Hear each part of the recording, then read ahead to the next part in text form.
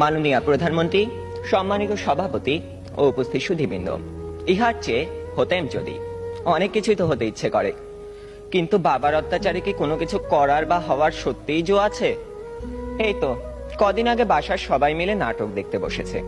আমিও পরিবেশের গন্ধ শুকে আস্তে আস্তে এগোচ্ছি কোন রকমের দর্শকের সারিতে জায়গা দখল করার জন্য।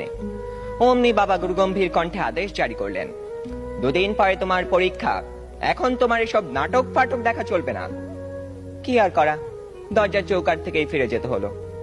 যেতে যেতেই শুনতে পেলাম নাটকের ছেলেটি তার বাবাকে বলছে, আমি এবার পরীক্ষা দেব না। ইস, আমি যদি এমন করে বলতে পারতাম, এই নাটকের ছেলেটির মতো হতাম। কিন্তু এ তো শুধু নাটকেই সম্ভব। আবার স্কুলের কথাই ধরুন না কেন, সব সময় পরীক্ষা লেগেই আছে। ক্লাস টেস্ট, সাপ্তাহিক, মাসিক, টার্ম, এবং আমাদের স্কুলে আরো একটি পরীক্ষা আছে, পপ টেস্ট। অর্থাৎ বলা নেই কওয়া নেই, স্যার ম্যাডাম ক্লাসে এসে দুম করে বললেন, তোমাদের পরীক্ষা নেব।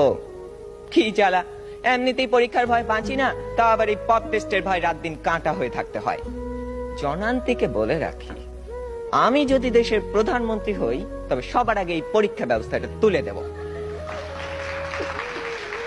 এরই মধ্যে একজন বন্ধু ইশারা করলো, এনেছি।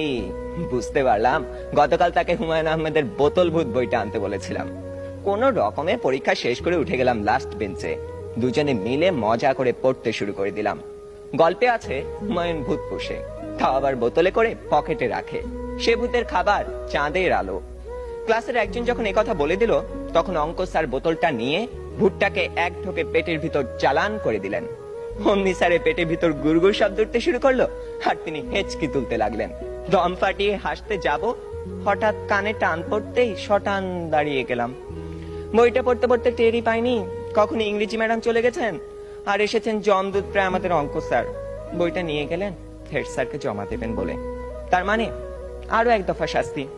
আপনারাই বলুন, এত শাসনের মধ্যে স্বাধীনভাবে কোনো কিছু করার উপায় নেই তো হওয়ার উপায় আছে?